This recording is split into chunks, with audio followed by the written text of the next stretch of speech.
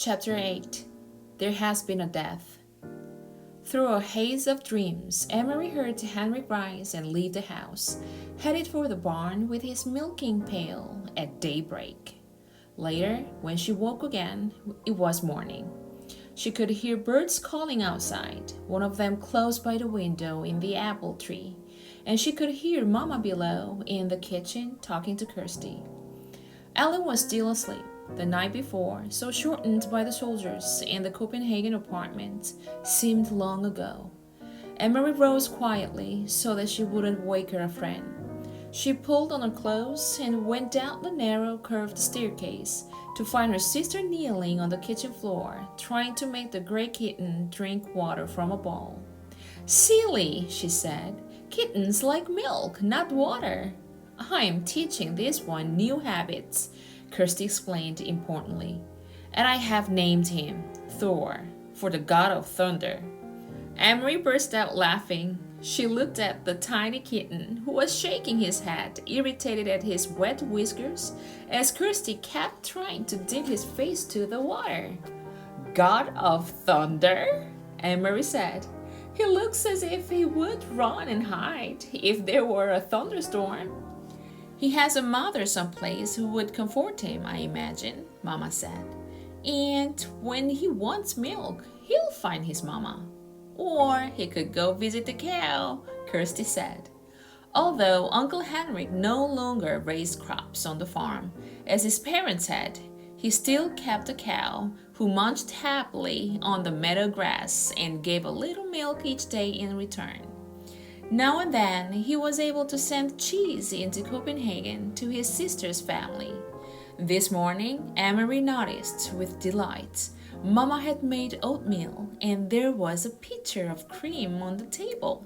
It was a very long time since she had tasted cream. At home, they had bread and tea every morning. Mama followed Emery's eyes to the pitcher.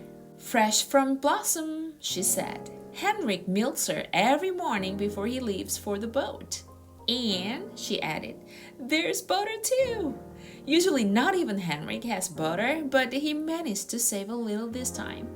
"Save a little from what?" Emery asked, spooning oatmeal into a floured bowl. "Don't tell me the soldiers tried to. What's the word? Relocate butter too?" She laughed at her own joke. But it wasn't a joke at all, though Mama laughed ruefully.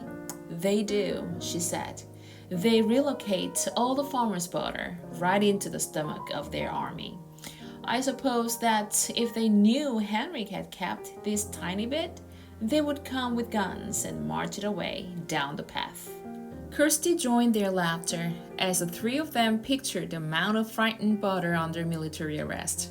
The kitten darted away when Kirsty's attention was distracted and settled on the windowsill. Suddenly, here in this sunlit kitchen, with cream in a pitcher and a bird in the apple tree beside the door, and out in the Kattegat, where Uncle Henrik, surrounded by bright blue sky and water, pulled in his nets filled with shiny silver fish. Suddenly, the specter of guns and grim-faced soldiers seemed nothing more than a ghost story, a joke with which to frighten children in the dark. Ellen appeared in the kitchen doorway, smiling sleepily, and Mama put another floured bowl of steaming oatmeal on the old wooden table. "Cream," Emery said, gesturing to the pitcher with a grin. All day long, the girls played out of doors under the brilliant clear sky and sun. Emery took Ellen to the small pasture beyond the barn and introduced her to Blossom, who gave a lazy, rough-textured lick to the palm of Ellen's hand when she extended it timidly. The kitten scampered about and chased flying insects across the meadow. The girls picked armfuls of wildflowers, dried brown now by the early fall chill, and arranged them in pots and pitchers until the tabletops were crowded with their bouquets. Inside the house, Mama scrubbed and dusted, tisking at Uncle Henrik's untidy housekeeping. She took the rugs out to the clotheslines and beat them with a stick, scattering dust into the air. "He needs a wife," she said, shaking her head, and attacked the old wooden floors with a broom while the rugs aired. Just look at this, she said, opening the door to the little-used formal living room with its old-fashioned furniture. He never dusts, and she picked up her cleaning rags. And Kirsty, she added, the god of thunder made a very small rain shower in the corner of the kitchen floor. Keep an eye on him. Late in the afternoon, Uncle Henry came home. He grinned when he saw the newly cleaned and polished house, the double doors to the living room wide open, the rugs aired, and the windows washed. Henrik, you need a wife, Mama scolded him. Uncle Henrik laughed and joined Mama on the steps near the kitchen door. Why do I need a wife when I have a sister? He asked in his booming voice. Mama sighed, but her eyes were twinkling. And you need to stay home more often to take care of the house. This tap is broken, and there is a leaking faucet in the kitchen, and Henrik was grinning at her, shaking his head in mock dismay. And there are mice in the attic, and my brown sweater has a big moth hole in the sleeve. And if I don't wash the window soon, they laughed together. Anyway, Mama said, I have opened every window, Henrik, to let the air in and the sunlight. Thank goodness, it is such a beautiful day. Tomorrow will be a day for fishing, Henrik said, his smile disappearing. Emery, listening, recognized the odd phrase. Papa had said something like it on the telephone. Is the weather good for fishing, Henrik? Papa had asked. But what did it mean? Henrik went fishing every day, rain or shine. Denmark's fishermen didn't wait for sunny days to take their boats out and throw their nets into the sea. Emery, silent, sitting with Alan under the apple tree, watched her uncle. Mama looked at him. The weather is right? She asked.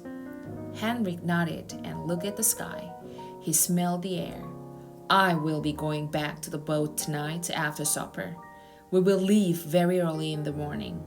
I will stay on the boat all night. Emery wondered what it would be like to be on a boat all night. To lie at anchor, hearing the sea slap against the sides. To see the stars from your place on the sea. You have prepared the living room? Uncle Henrik asked suddenly. Mama nodded. It is cleaned, and I moved the furniture a bit to make room. And you saw the flowers, she added. I hadn't thought of it, but the girls picked dried flowers from the meadow.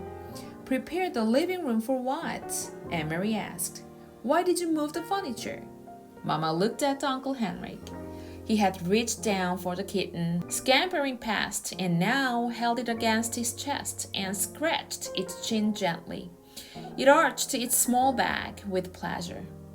Well, girls, he said, it is a sad event, but not too sad. Really, because she was very, very old.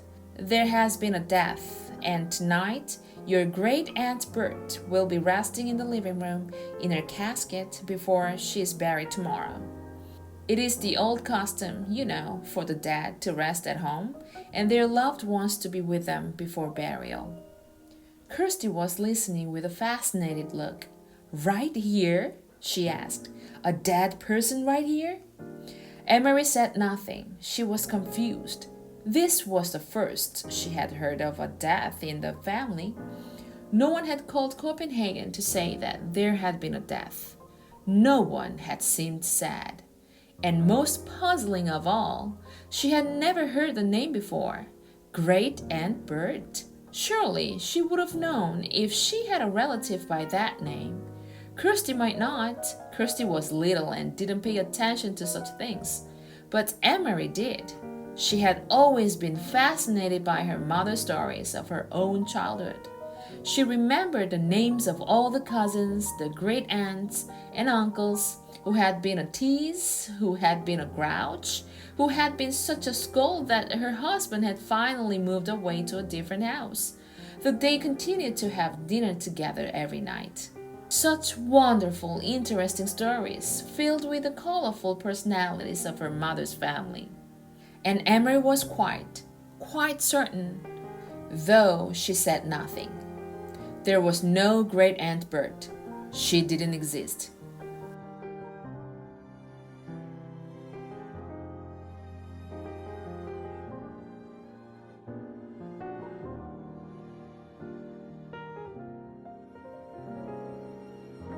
Yay! Do you guys know that in Korean they say like "그 효도" before mom and dad die, and like that means catch the chance when there is a chance. I think Gloria Dump tell her.